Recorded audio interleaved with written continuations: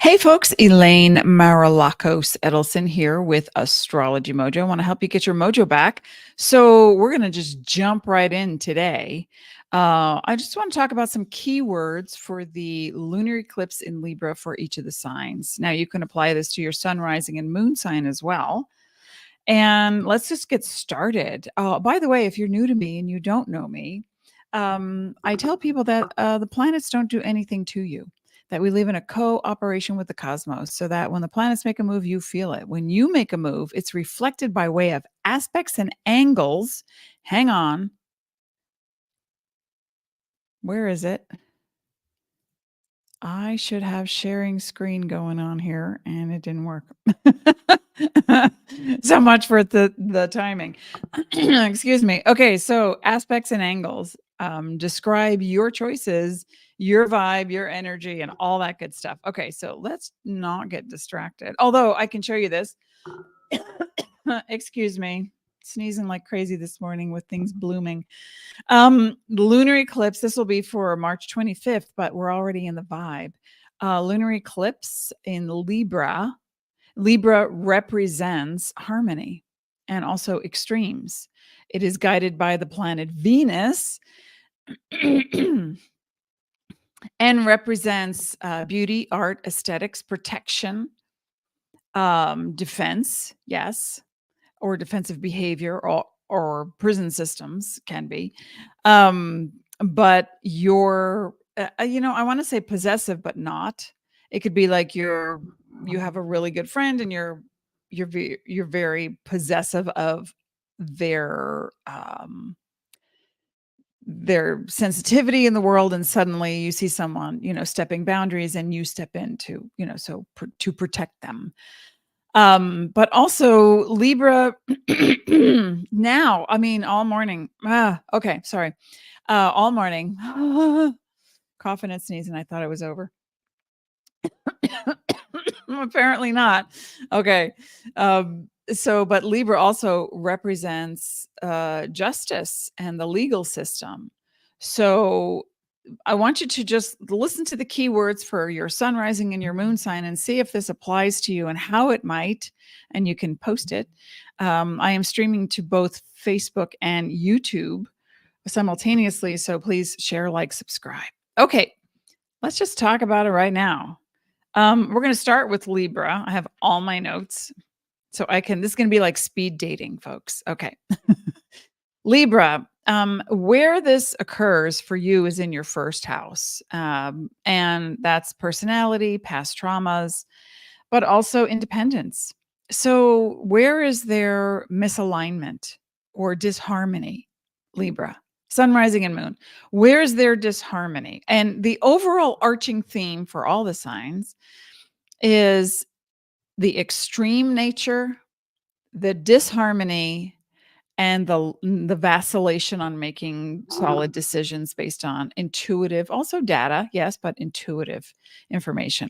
So Libra, sun, rising, and moon, disharmony and alignment with regard to your independence. What do you want to be doing, but you're not, because you think, I got to take care of my kid, my spouse, my family, my coworkers. Where do you not allow yourself to be part of your own decision making? So that's going to be very important for you. And plus, especially if you are a Libra, sun, rising, or moon, the planets don't do anything to us. We live in a cooperation, yet we feel everything. If Jupiter were suddenly to be taken out of the equation, we would feel the shift. We would feel something. So I want you to pay attention to solar and lunar eclipses. The lunar eclipse is happening now, March 25th to be exact, but it's going to be happening for months.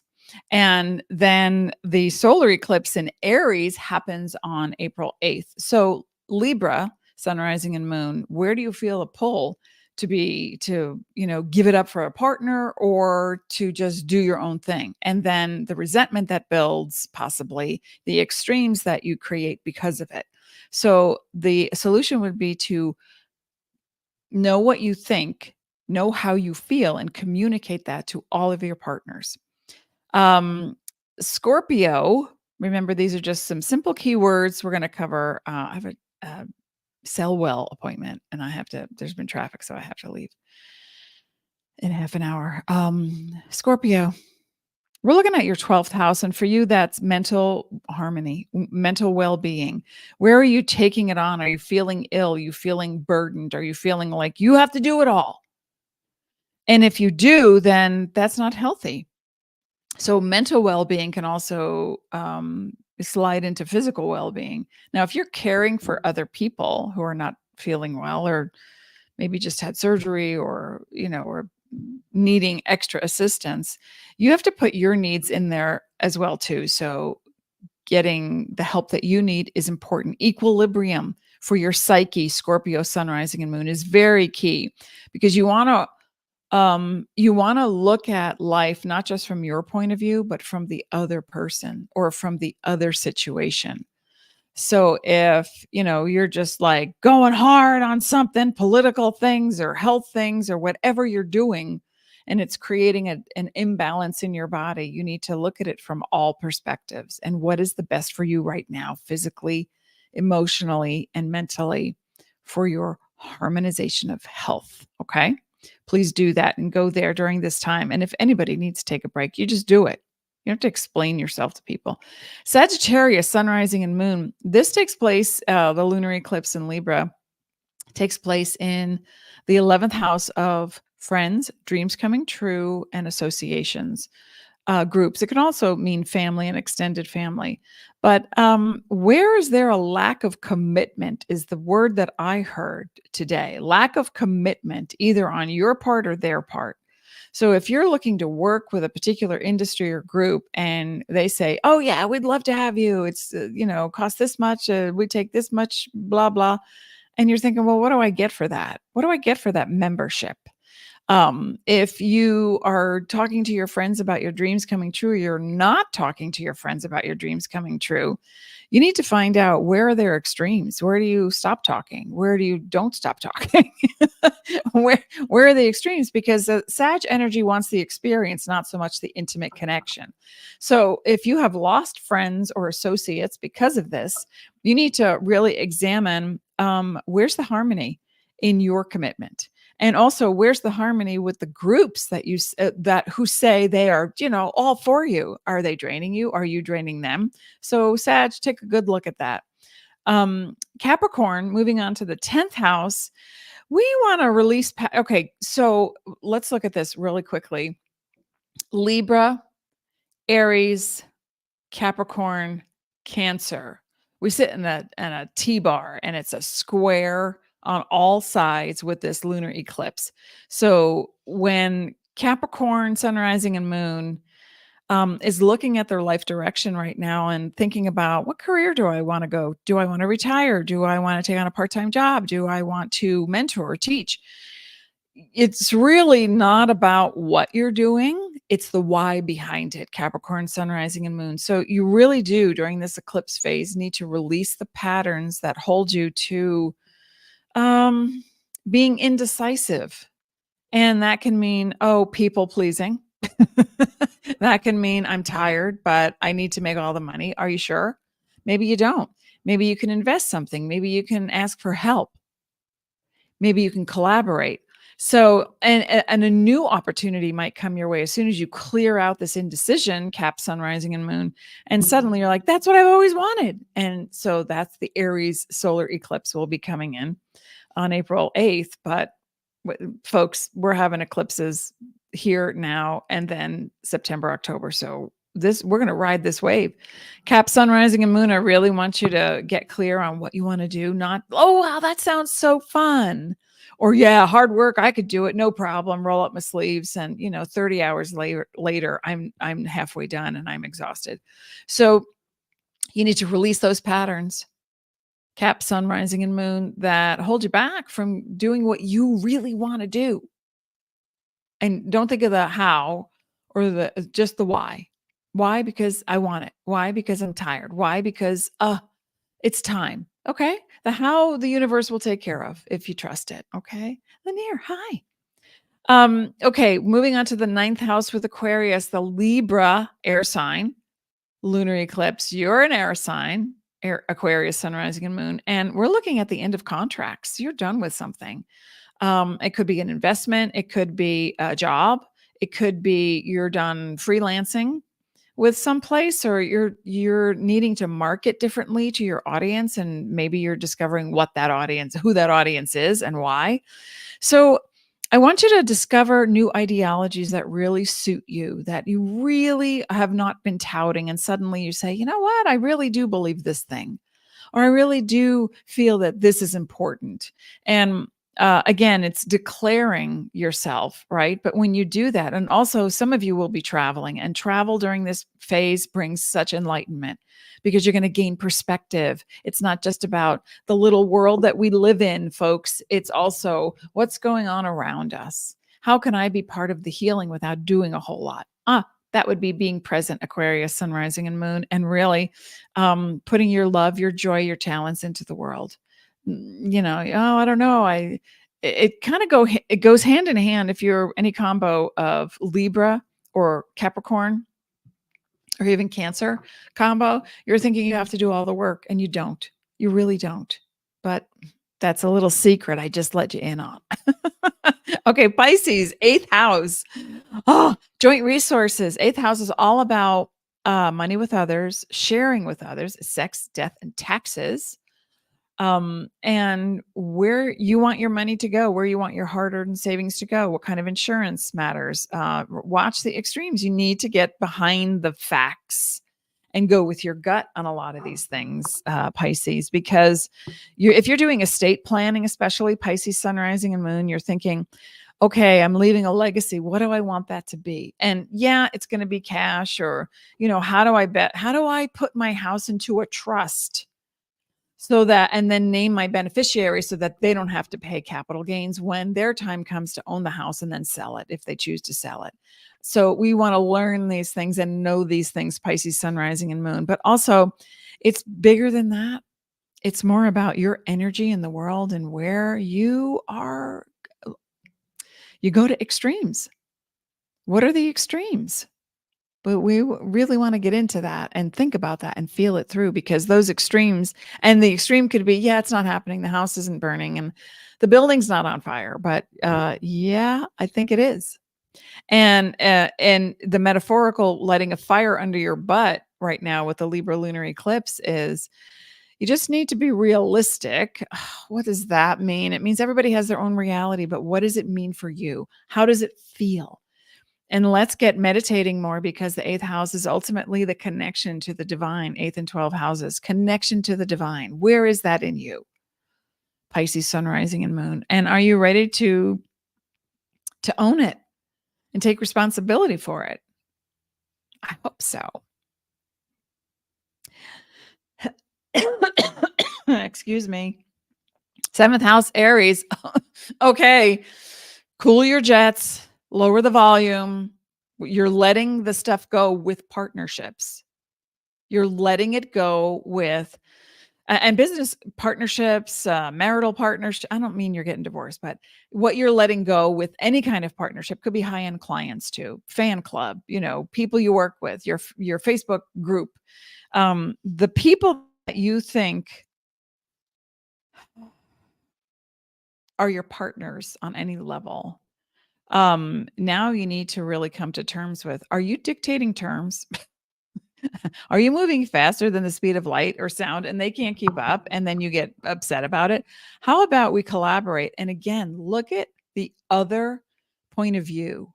Come to the table with your needs, but then listen to the other person's needs. I'm just going to get rid of this because we're not really using it. Listen to Aries, sun, rising, and moon.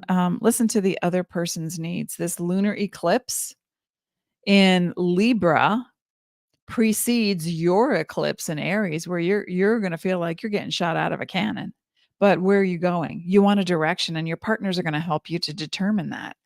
So ask for advice, ask for input. Say, I'm doing a little bit of a beta test on a product, or with my team.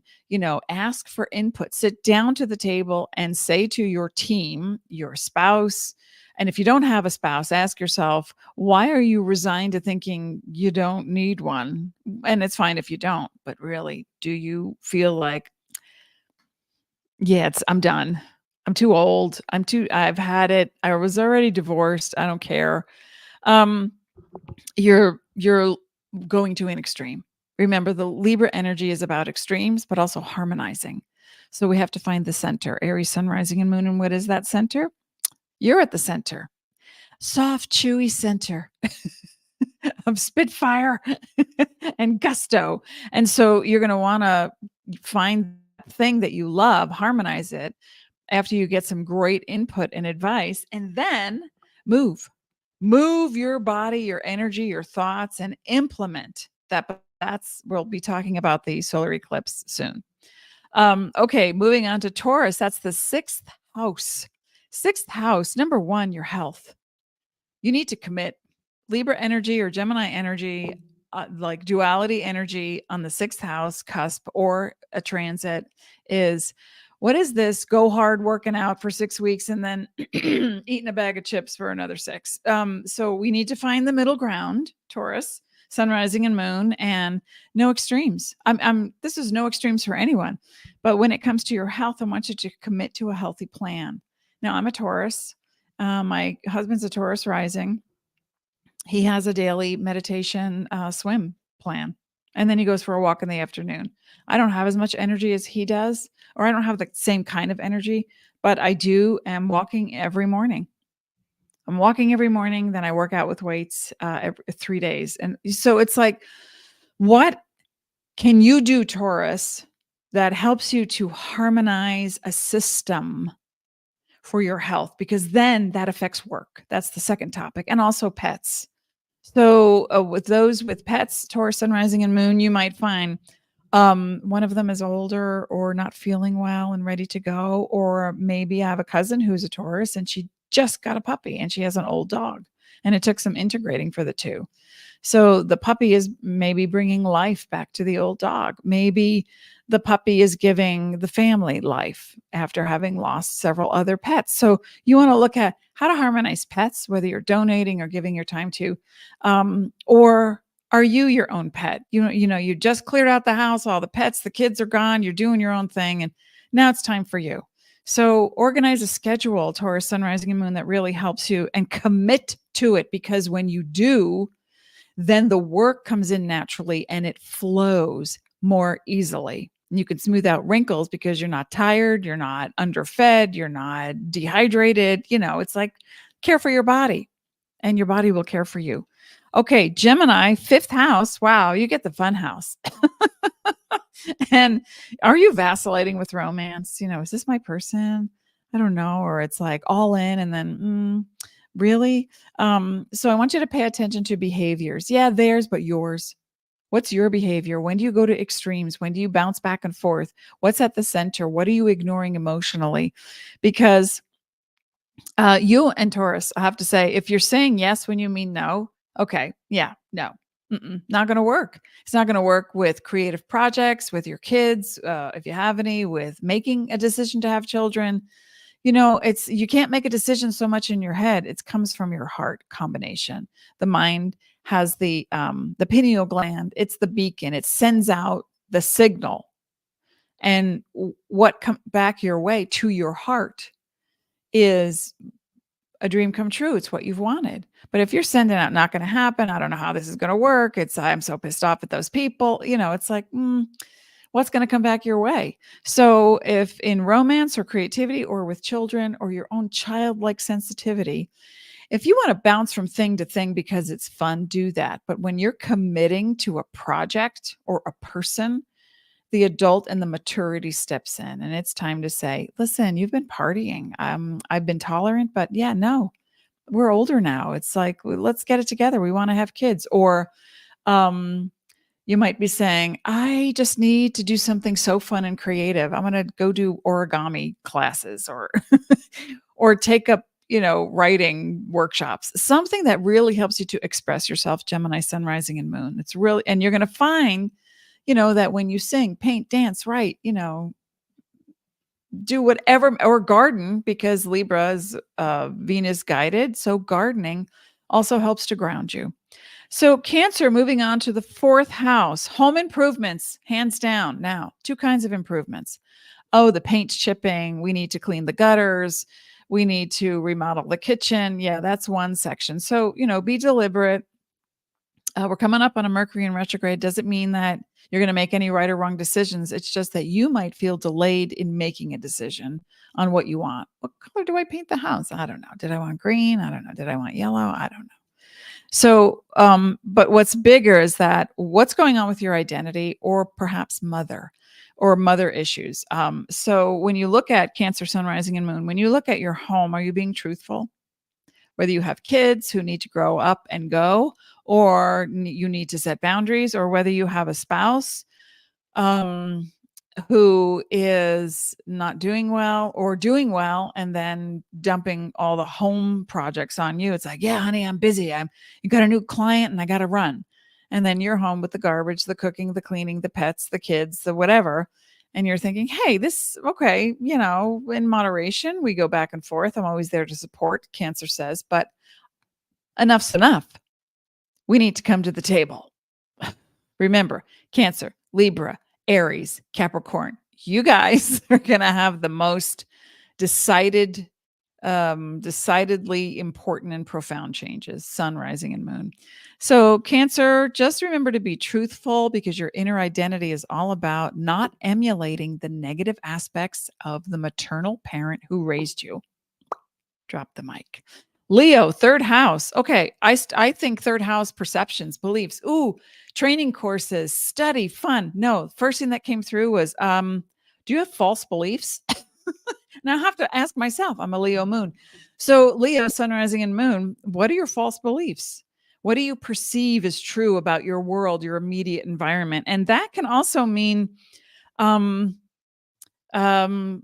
speaking to family members. 3rd house is also siblings or people who feel like siblings. Are you being honest? Are you really, I don't think a person has to say everything that comes into their mind or their heart. But if you see a repetitive pattern, that's what I want you to look for. What's the repetitive pattern with people?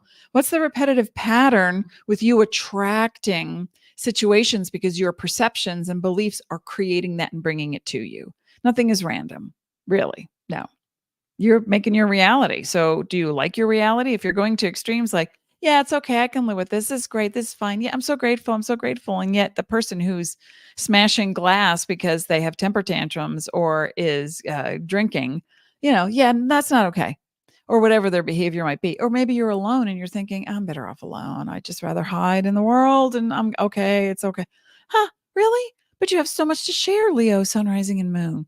You're so magnanimous. You're so filled with life and exuberance, and you have great ideas.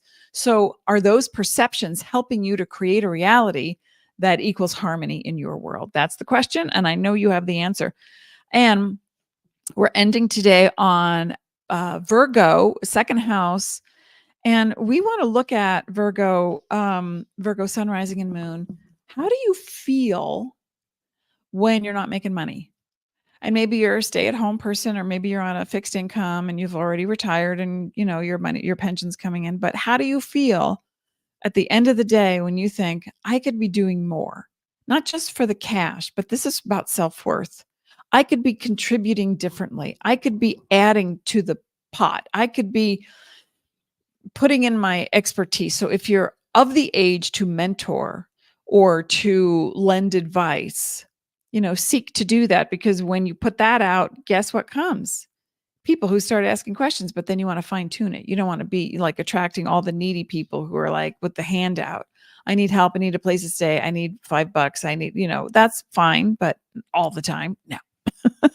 So Virgo, I just get there's so many creative healing opportunities for you, because Libra in the 2nd house, and taking this away from the income earned. Okay, maybe you love your work. Maybe you're making a great income or satisfactory income, and you're saying, I have benefits. I love the people. I really like my job, whether it's full-time, part-time, it's your career. You're the boss. You're the employee. However it works. If you're happy, fantastic.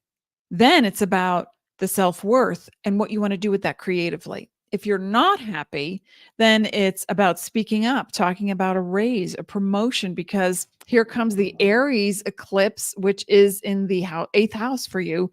And that's going to be all about money with others. So start preparing now. The lunar eclipse casts a glow on your emotional, intuitive self and the parts that you squelch down that you don't want to look at, the shadow side. It's not dark, it's not evil, it's not negative. It may feel that way, but it's not. So Virgo sun, rising, and moon, get ahead of it because the solar eclipse is already in play. And then on top of that, we're having a Mercury in retrograde. And by the way, folks, all this stuff is just an indication that you are changing or needing to transform something. So look at your life. Your life is evidence, Virgo, sun, rising, and moon. Your life is evidence of everything you think and feel. Do you like what's happening? This is for everyone. This is for everyone. If you like what's happening in your world, it's there because of you. Oh, surprise. If you don't like it, here come the eclipses. They are, to me, they are portals of energy that fast track transformation. Now, you might find, especially with Pluto now in the constellation of Aquarius, not because the planet's doing anything to you, but it represents the people on this earth who are fixed in ways and refuse to transmute. And they will leave your life suddenly, whether they leave the planet or whether they leave the town, the community, your front door, leave your awareness. They're going because you're making room for new things. So what new things would you like? Imagine the future instead of just dwelling on what happened, what you're not getting. So let's think about what's that next step? What's it going to feel like? Oh my gosh, when I finish that thing, it's going to feel so great. And then suddenly you collapse time and space and boom, you finish that thing and it feels so great. Wow. And then more comes from it because you've just manifested time and space. I know it's a little trippy, but believe me, I've been there and I'm doing that. I am there. I was there. I still am. And I will be there tomorrow. Okay. So I just pulled a card from the Denise Lynn, the Sacred Forest Oracle. It's my new deck. I got very excited. And, ooh, wait a minute. Two cards, no waiting. The first one was Hummingbird Spirit of Joy. And it's a 22-4. 22 is the solution. 4 is the hard work. 4 is the implementation of hard work. 22 is asking for help and seeing it done through the vision, through spirit. And then the other one is pure spirit purification. And that's a 30. And it's all about perception. Isn't that beautiful card? It's all about perception. 3. 3 is talking, yes, but the talking is the end part. The talking is the end part. The first part is belief and preparation of perceptions. It's like, oh yeah, if I drive in the rain, I'm going to get into an accident. Okay, yeah, keep telling yourself, wow. Could you say something else like, isn't it beautiful smelling the petrichor of the rain? I have to go to the store and I know it's going to be a wonderful trip because I'm going to listen to a podcast along the way. You have to pre-frame your future so that you can actually step into it without issue. So I'd like you to do that more and more. And next week, I've got to run. We are talking about blah, blah, blah.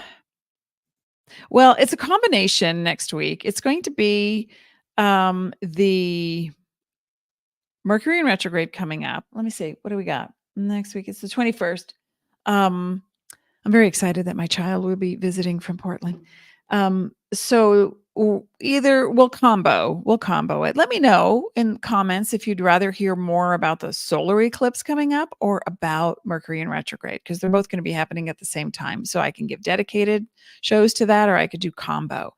And in the meantime, what you can do is, and I'm looking for the link, is that you can click on the link in the blurb and you can grab your lunar eclipse and solar eclipse. And I'm adding a Mercury in retrograde with that private session with me. Okay, folks. So thank you for being here. Yes, it's a combo.